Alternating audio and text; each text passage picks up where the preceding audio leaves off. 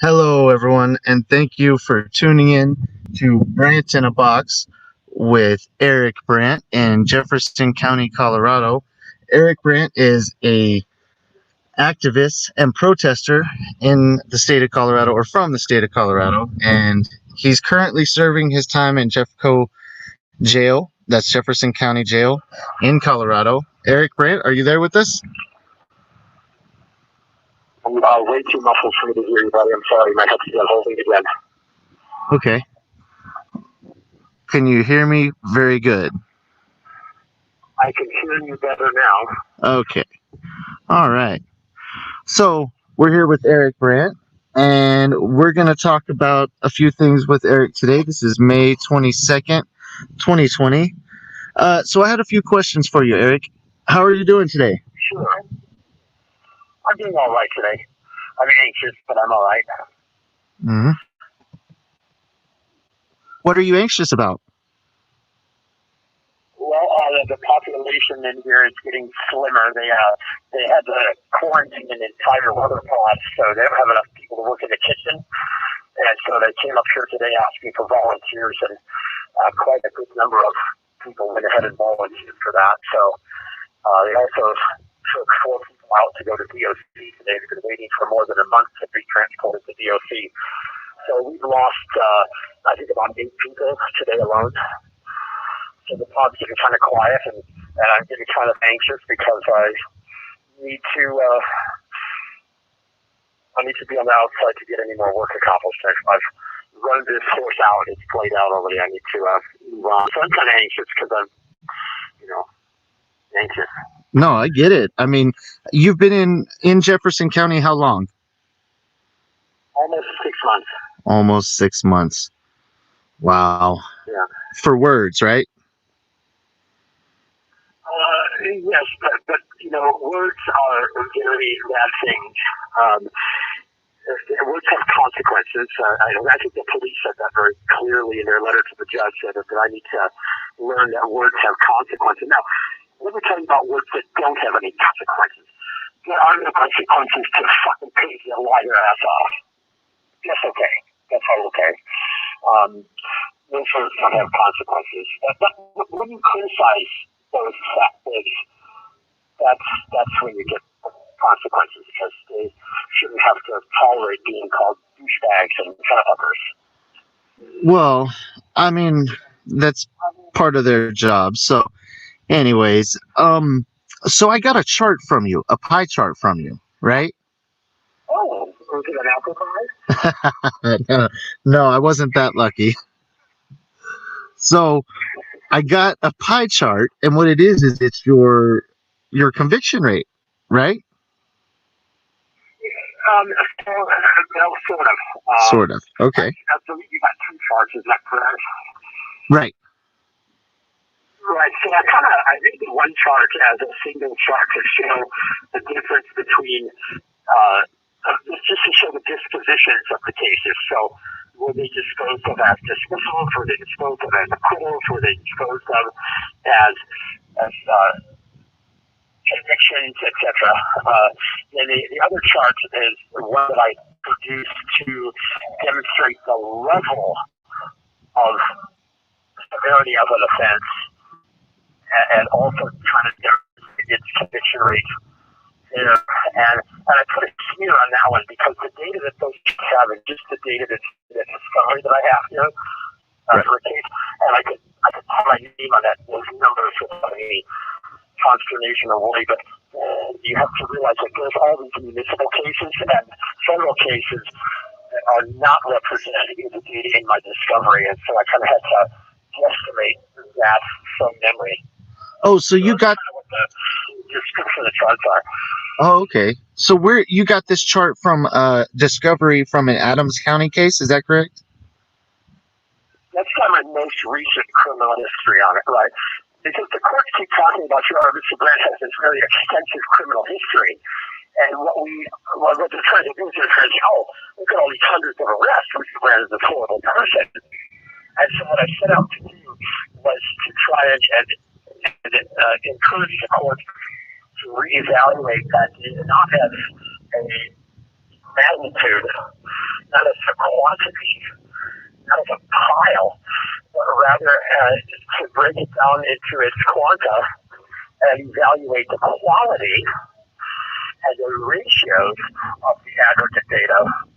Because I think the story is very well told when you look at it through a different lens. Right. When you look at it like this, you can see, you kind of can get a grasp as far as what you're trying to show. How many cases, the amount of cases that are actually wins are in green, and the cases including it, in the wins are the acquittals, right? Which is a small percent. It's like a 2% margin, but that goes into your win category, right? And your overall win. The acquittal, I want to say the acquittal is actually larger than that if I had my municipal data to incorporate into there. That is actually a region that would be a little bit bigger if I could put it. So, but I don't want to misrepresent myself to the court or to the public. Right. Solid line, and that's data that I can substantiate from their own reports. Does that make sense? Right. I've actually had quite a greater number of acquittals than just that percent. But that's what I was able to represent without risk of being considered dishonest. Right. And that's what we wanted to do. We wanted to represent true and accurate representation of what you've got going on right now as far as your cases, municipal, felonies. But this is what we got for now. And this. Well, reasonable and fair was my goal. I think accurate requires more data, and I can fill in the data from my own memory, but I didn't want to misrepresent. But I still think that it is a fair representation, and reasonably expresses what's going on there. Absolutely, man. And you have a great success rate. I'm thoroughly impressed, right? I didn't know how many cases you have total and what have you, but I personally think that this is an incredible success rate. And speaking of that, we don't know what kind of success rate you're going to have coming out of these charges that have come up this year. Some of these more recent charges. So, what does the future look for you for now, and for the near future? What are you looking forward to? Everything is on like super slow-mo mode right now, right? So right. I would probably know a lot more about that future by now under non-COVID conditions, but being able to communicate with my lawyers and being able to communicate with the various parts of my potential future has essentially come to a standstill. And so with the limited ability that we have here, what the future may hold is that I'm on a program here, the Veterans Program, and in Colorado we have several different kinds of conversion courts. So there's a homeless court, for example. People that are homeless in different services under that. What you do is you plead guilty to case and enter the conversion program, and then they try to give you resources and opportunities to succeed. If you succeed in the program, then your conviction gets withdrawn and the case gets dismissed. That's how a conversion works. There's also drug court. You can plead guilty to your drug crime, go to the drug court program, which is an intense supervision in court every week. There are therapists and counselors that are on a board in front of the judge to go over your case and account for certain kinds of recognized medical issues associated with patients and drugs, and like the resources these systems to. That's not only you succeed in that program, then your conviction is gone in your cases. And there's also in Colorado called the Cities Court. Also a diversion program, but the diversion program that goes through the administration. If you complete the Veterans Court program, then your charges get dismissed. If you don't complete any of those programs, then your conviction enters for real. So in our case here, the Veterans Court program, the would be a representative from the state, a representative from the county, and a representative from the VA. When I say the county, I mean the probation department. That comes on a weekly basis and meets with the veterans and discusses the possibilities and resources that might be available for that veteran in their case. And it's been a couple of months since I've seen any of them, but this ball was already kind of in motion that the VA representative, who recognizes me from my years of work, as a matter of fact, in other locations he's run into me. Notably, I met him in Adams County years ago.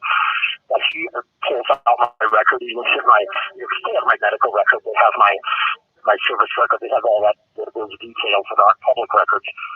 But he goes over it and he says, considering what you do, Mr. Brandt, considering your disability level, we have resources available for retreating. Why don't you let the VA put you through law school? And I said, why don't you?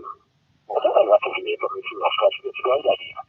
So that doesn't mean that they're going to put me through law school. It means that the options is within sight. Does that make sense? Yeah. But I think that could be an outcome of these cases, and that's an outcome that we're trying to drive. Right. Absolutely. I mean, that would be amazing. Well, it depends on which side you're on. You have to remember that on that entire chart, 100% of that chart represents some fucking kid that wanted to fuck my life over. Yep.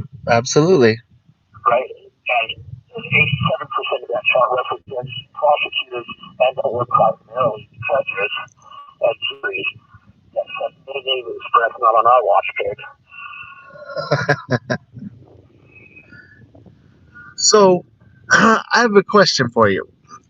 What do you think, or what is your perspective on the judicial system, and in your current situation in particular, and those of fellow inmates that you have witnessed since you've been in Jefferson County for the last almost half a year?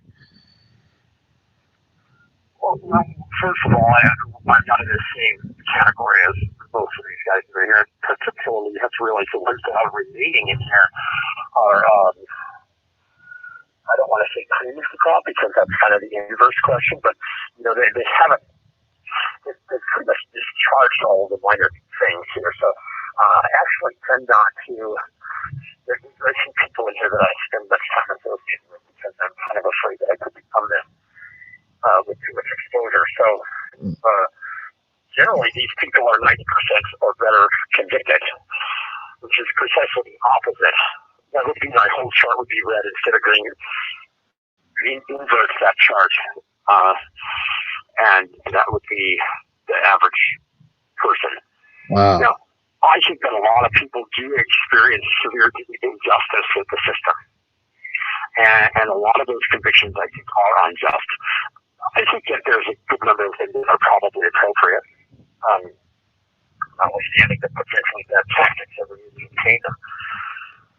But when you realize that 100% of those cases of mine had some fucking pig at the injection of the criminal justice system that wanted to retaliate against me.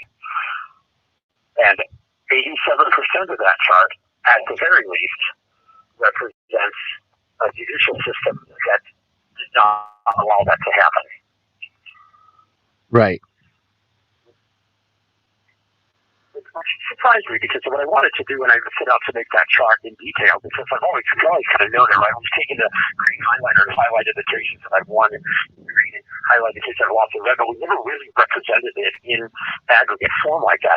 But anyway, I would like to just point out that one of the major ministers and promoters of the pie chart was a woman by the name of Florence Nightingale. Mentioning Florence Nightingale, she convicted in places like Elbert County. Yes, it could.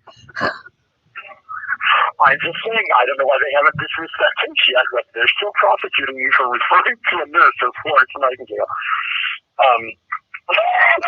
I don't get it, man. Florence Nightingale. You're the woman. Yeah. You're the only person I know that could be getting convicted on saying, calling someone Nightingale. It's even that they're like taking that as an insult, right? And the nurses have to take the Florence Nightingale out, right? Right. There's no way she couldn't have heard that name before, right?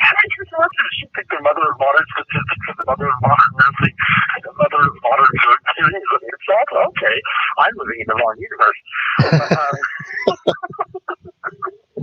Oh my. Oh.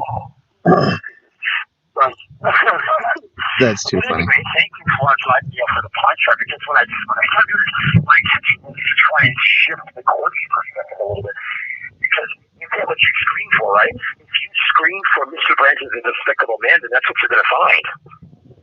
Right. If you screen for Mr. Brandt is not such a despicable man, then I'm hoping that that's what you'll find. And what I was surprised to find out was that by 6 months ago,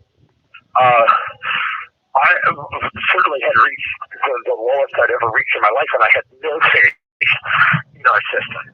But as I started looking at the chart, I started seeing this large band of green, and I realized that 100% of that chart represents a bad law enforcement. But that whole green section, and quite frankly, the yellow and orange at the very least, of the conviction sort of restored my faith in the judiciary a little bit. Made me realize, actually, while I may be overwhelmed, and while I may have spent too much time on the battlefield and have too many battle scars, it shifted my perspective back to one with a little bit of faith in the system. Now, I recognize the fact that I can never speak again. It's unlikely that you would catch me wearing a yellow shirt out in public for a very long time. I won't even go so far as a yellow shirt, right? Because they have terrified me. I am now terrorized. I believe we call that post-traumatic stress disorder. I am terrified of police. I have been arrested hundreds of times, and I can't take it anymore. But most importantly, too, is that with my extensive criminal history, the courts can't take me to be arrested again either. So, 6 months ago, I believed that the U.S. Constitution, and the First Amendment in particular, was an artifact of yesteryear that we're scooping the curio cabinet in the living room that makes a nice conversation piece with a guest, but please don't tap on the glass, and for Christ's sake, don't touch it. So I can't tap on that glass anymore. Right. By making that strong, what I thought was interesting was that it renewed my faith in the judiciary, and it means that if the VA is willing and able to potentially give me a legal education, that means that I can help those that come to tap on the glass behind me. Very good point. So that's kind of where I'm going with that. Now, what does the future hold? We don't know what the future holds. Here's what I do know. I know that just 2 months ago, the prosecutors were telling my lawyer, yeah, that's kind of cool, that's neat, there's a veterans program, but your client needs to come to terms with the fact that I'm going to send him to prison. The Adams County District Attorney, interestingly enough, they're somewhat concerned about the veterans program because they're concerned about my entourage and veterans court and what that might do to the veterans court program. And I thought, well, that's sort of interesting. I'd like to see that in writing. If they don't create problems, then we don't protest, right? I mean, that's kind of. And we went through this whole trial process in Jefferson County. You were there. How many cops were in the courtroom? One. You know why? Because they know goddamn well that we're not actually a problem in the courtroom. If we don't create the problem, we don't create the problem. We don't create the problem, we just respond to the problem. Right? If there won't be a problem, then there's no problem. How many times have you heard Janet say, you're the problem, you know that, right? You realize you're the problem. I've heard her say that many times. If you go back and watch my Big Fat Glass of Shut the Fuck Up video, she says that in there to Officer Jackson. It's kind of funny. That's a great video, by the way. That should be republished. It's one of my all-time favorites. I actually am going to end this video with your Westminster jaywalking ticket video at night. You remember that? Oh, I then for the photo video. I don't believe it's the Retardo Max video. I believe it's Mr. Cops get served after abusing innocent man for thrills. Oh, yeah, I thought of that video. You know that interesting because one of the guys just left the feed this morning. He was essentially if you look up Smith versus Traits, Traits is not that first officer listed in that suit, but it's Jonathan Smith versus Thomas Traits. You could pull his case down and read that. They busted his face up so badly, and then they refused to treat his jail, refused to treat him on it. And his face healed in weird positions with his eyeball sunken into his skull, and it popped out all of his teeth as it healed. They had to re-break his entire head a year later and reposition everything, and he's still deformed. Oh my! That cop who tried to plant drugs on me before, Traits is a bad cop. Thomas Traits is a twat. Right. Yeah, he's a good pig. Oh, that's terrible, man. That man. I hope he gets justice for that. I'm going to have to keep my thoughts and prayers to myself on that. I think we all will.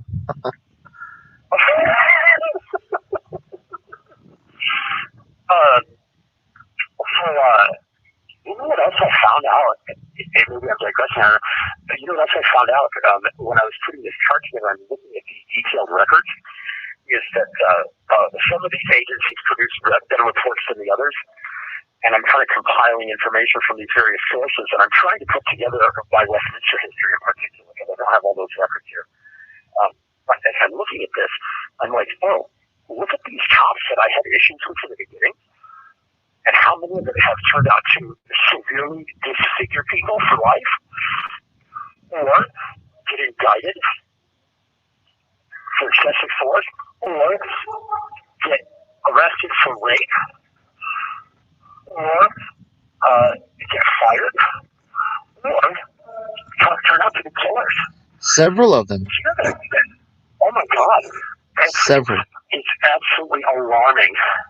Yeah. It's utterly alarming how many of those pigs have turned into killer cops. The only reason I started protesting the first place was because of Drew Smith. Drew Smith killed a man by shooting through the window of his moving vehicle. Michael Capuano killed a guy by shooting through the window of a moving vehicle.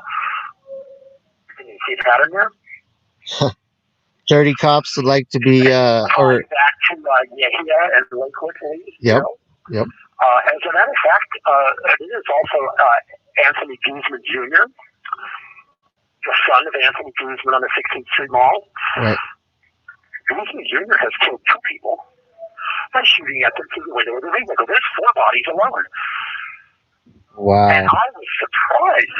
I did not recall this name when I was reading it. But did you know that Engelbert is involved in some of my Westminster history? And he's the guy that killed Timmy Henley. Oh my. Yeah. Yeah. And then Chris Dickey, he lead home nearly to death because he didn't respond because he had a blood sugar of 800. Who had beaten and tasered a pregnant woman 9 times. She was actually the victim. It was the mistake. And of course, he chased and tasered us. They fired him, and then Elbert Dunn hired him, and he took the man out there.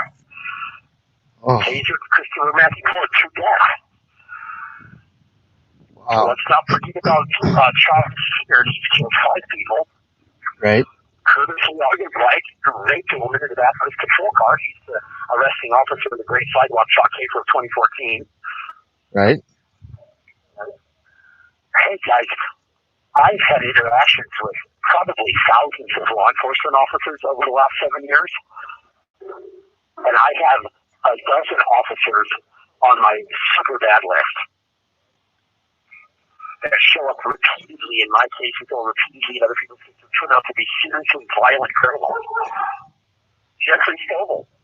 I sued Jeffrey Stovall. It took me the extra 8 months to find this son of a bitch because when they finally indicted him and fired him, he went into hiding. You want to know where I found him just weeks after the court finally dismissed my case? Where? I found him hiding under his son's basement in Elbert County, Colorado. Oh. How Yeah. ironic is that? Yeah. And because so many people wanted to sue him, he's the one that did a running kick of a suspect's head who was actually handcuffed and on the ground already, and it was caught on a security camera. He was indicted, but they found him not guilty. Oh my gosh. Yeah. Yeah. And he had a long history. For example, he slipped pepper spray into an inmate's coffee at the jail, causing a nearly fatal asthma attack. Oh my God, yeah, look up Jeffrey Stovall. That's a terrible pig. Jeffrey Stovall, since Jeffrey Stovall that's in Montana but used to be in Westminster, who's apparently a completely outstanding officer. It's a totally different guy. But you realize how work. The ones that are attracted to our work are the ones that are the problem. So as tough as it may be to take those hits over and over and over and over again, that red section of my chart would be a lot smaller if I had known my rights before David Lane came along. Right. Most of my losses were very early on. And I'm very excited about this potential cure that they're doing in front of me, that maybe I could become a person that helps prevent people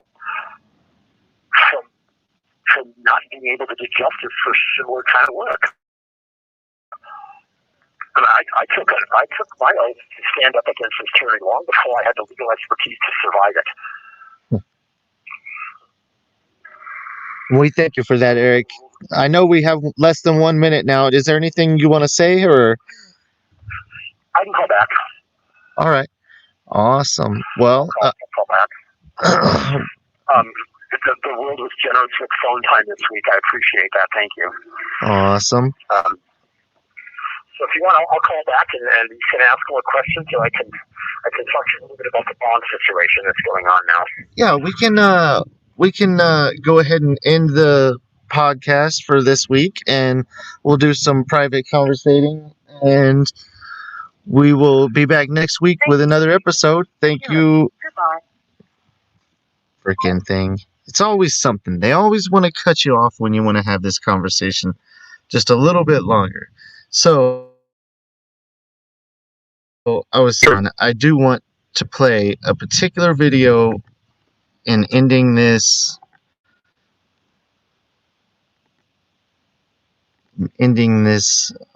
podcast with it. So stay with me here.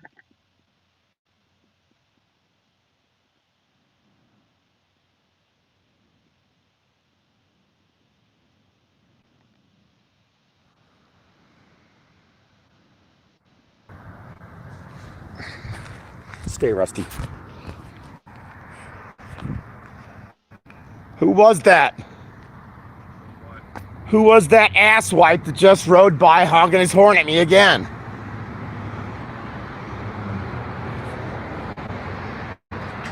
You don't know who that was? You don't know what I'm talking about? I didn't know that the Westminster Police Department was in the practice of hiring the mentally retarded.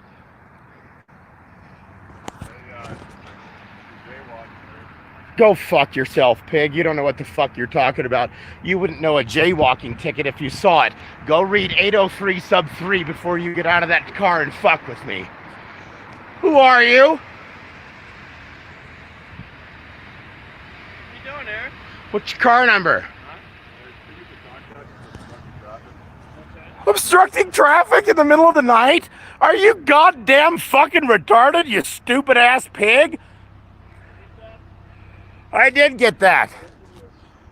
You ought to probably stop fucking with me. Fuck yourself. You keep blowing your goddamn horn at me, and we'll see if you don't get a fucking ticket. I will sleep well. Can I have your card? Yeah, you do. You don't have any card. You don't have any cards on you? That's a direct violation of 102.4.28.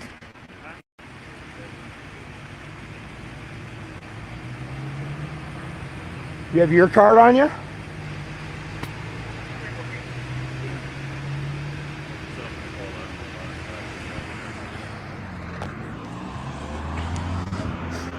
Record this.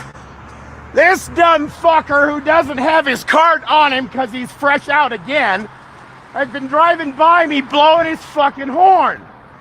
Neither one of them will give me their card. They're going to give me a ticket for a violation of 803 sub 3 because they're too retarded to know what the law says about it. Hey, Eric, come over here and talk to me. No, I will not. Listen, you can't Keep recording this. I might. Eric, you can't stand in the middle of the road. It doesn't matter what time of day it is. Well, give me a fucking ticket then, you stupid pig.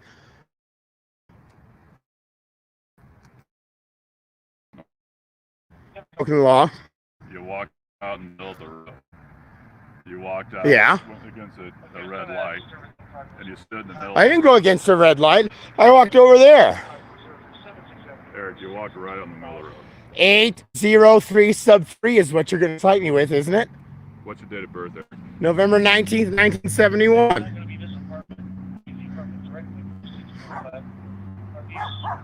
You don't actually look mentally retarded to me. I don't know why you're acting that way.